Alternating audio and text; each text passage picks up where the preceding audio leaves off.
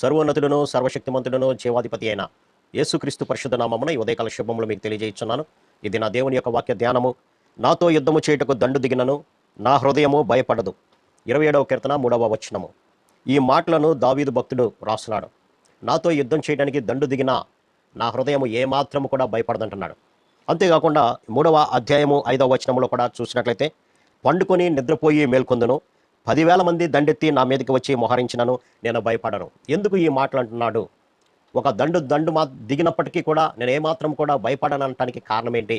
అతని యొక్క బలమా, అతని యొక్క శక్తియుక్తుల, అతని యొక్క ఆలోచన వ్యూహమా ఏంటి అని కనుక మనం ఆలోచన చేస్తే, అక్కడ అంటున్నటువంటి మాట యెహోవా నాకు ఆధారము అని అంటున్నాడు.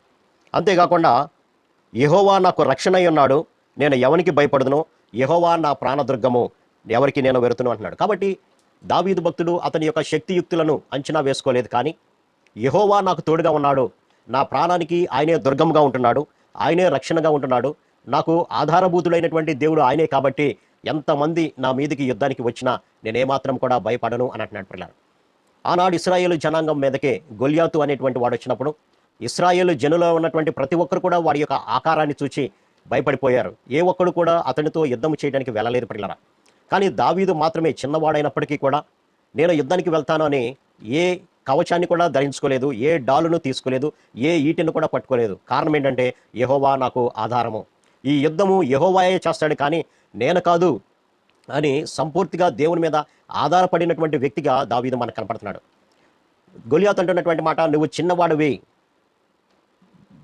నీ యొక్క ఆకారము చూస్తే ఇంకా పాలు బుగ్గలు పోనటువంటి స్థితిలో నీవు ఉన్నావు, కాబట్టి నా మీదకి నీవు యుద్ధానికి వస్తున్నావా అన్నాడు. అలాగే సౌలు కూడా అంటున్నటువంటి మాట, నువ్వు బాలుడవు, వాడు యుద్ధ విద్యల్లో ఆరితేరినటువంటి వాడు, కాబట్టి నువ్వు వాడిని ఎలా చంపగలుగుతావు అన్నాడు. కానీ ఆ యొక్క చంపడంలో ఉన్నటువంటి ఆధారమైనటువంటి దేవుణ్ణి ఆధారం చేసుకున్నాడు. కాబట్టి ఏమాత్రం కూడా మాట్లాడకుండా ఈ యుద్ధము యెహోవాదే, యెహోవా నామము పేరిట నీ మీదకి వస్తున్నానని ఆ గొల్యాతుని చంపినట్లుగా మనం గమనించవచ్చు. ఈనాడు మన మీదకి ఒక దండు దిగబోతున్నది. ఆ దండే అపవాది సైన్యము. ప్రియులారా, ఆ అపవాది సైన్యంతో మనం పోరాడాలంటే, దానిని జయించగలగాలంటే దావీదు దేవుని మీద ఏ విధంగా అయితే ఆధారపడ్డాడో, సౌలు ఇస్తున్నటువంటి ఇహలోక సంబంధమైనటువంటి కవచం మీద ఆధారపడకుండా దేవుని మీద ఆధారపడ్డాడో, అలాగే మనము ఆ సాతాను యొక్క శక్తులను ఎదిరించడానికి, సాతాను యొక్క కుయుక్తులను ఎదిరించడానికి దేవుడిచ్చేటువంటి ఆ యొక్క కవచాన్ని మనం ధరించాలి ప్రియులారా.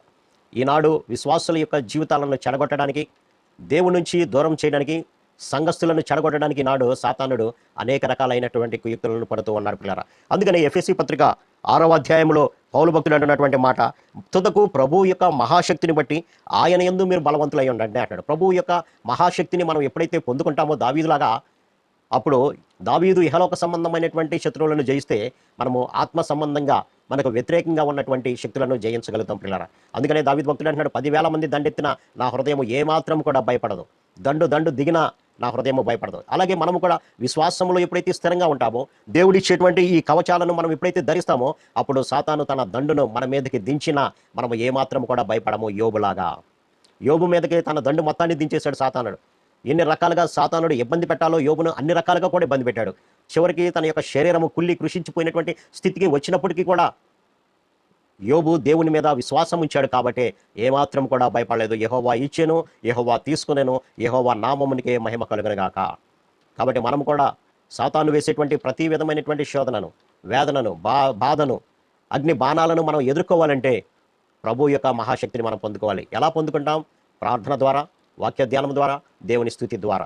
ఈ మూడిటి ద్వారా మనము ఆ యొక్క మహాశక్తిని పొందుకొని సాతాను యొక్క శోధనలను మనం సమర్థవంతంగా ఎదుర్కోగలుగుతాం ప్రియులారా. ఇక్కడ అంటున్నాడు, ఎలయనగా మనము పోరాడున్నది శరీరాలతో కాదు కానీ దురాత్మల యొక్క సమూహముతో పోరాడుతున్నాం, దురాత్మల యొక్క దండుతో మనం పోరాడుతున్నాం. కాబట్టి దేవుడిచ్చేటువంటి కవచాన్ని మనం ధరించుకోవాల్సినటువంటి అవసరం ఉంది ప్రియులారా. కాబట్టి మనము కూడా నా హృదయం ఏమాత్రము కూడా భయపడదని దావీదు ఏ విధంగా అయితే చెప్పాడో, అలాగా మనం కూడా విశ్వాస జీవితంలో చెప్పగలిగే స్థితిలో మనం ఉండాలి అని అంటే దేవుడిచ్చేటువంటి శక్తిని పొందుకోవాలి ప్రియులారా. ఎప్పుడైతే మనం ఆ విధంగా పొందుకుంటామో, దురాత్మ శక్తులు ఎన్ని రకాలుగా మనల్ని హింస పెట్టాలని చూసినా దేవుని యొక్క సహాయముతో మనం వాటిని ఎదుర్కోగలుగుతాం ప్రియులారా. అందుకనే దావీదు భక్తుడు అంటున్నాడు, దేవుడే నాకు ఆధారము, ఆయనే నా యొక్క ఆశ్రయదుర్గము, ఆయనే నా ప్రాణదుర్గము, నా ప్రాణాలను రక్షించేటువంటి దుర్గంగా ఉంటున్నాడు. అలాగే మన యొక్క విశ్వాస జీవితానికి దుర్గమైనటువంటి యేసుక్రీస్తుని ఆధారం చేసుకున్నప్పుడు మనం ఏమాత్రం కూడా భయపడం ప్రియులారా.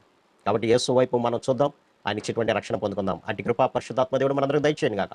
ఆమేన్. ప్రార్థన. సర్వశక్తుడా ప్రేమ గల మా తండ్రి, దావీదు భక్తుడు అంటున్నటువంటి మాట, నాయనా నా మీదికి దండు దిగినను నా హృదయం ఏమాత్రం కూడా భయపడతాను. అవునైనా మా మీదకి శత్రువులు ఎన్ని రకాలుగా దాడులు చేసినానైనా మేము భయపడకుండా, వాటికి లోపడకుండా నాయన మీ యొక్క శక్తిని పొందుకొని, మీ కవచాన్ని పొందుకొని దాన్ని ఎదిరించి దావీదు ఏ విధంగా అయితే విజయాన్ని పొందాడో, అలాగే మేము కూడా సాతాను శక్తుల మీద విజయాన్ని పొంది మీ కొరకు సాక్షిగా నిలబడుతూ మీ రాజ్యంలో ప్రవేశించే గొప్ప ధన్యతను భాగ్యాన్ని మా అందరికీ దయచేయమని యేసు నామమున అడిగి వేడుకుంటున్నాం తండ్రి. ఆమేన్.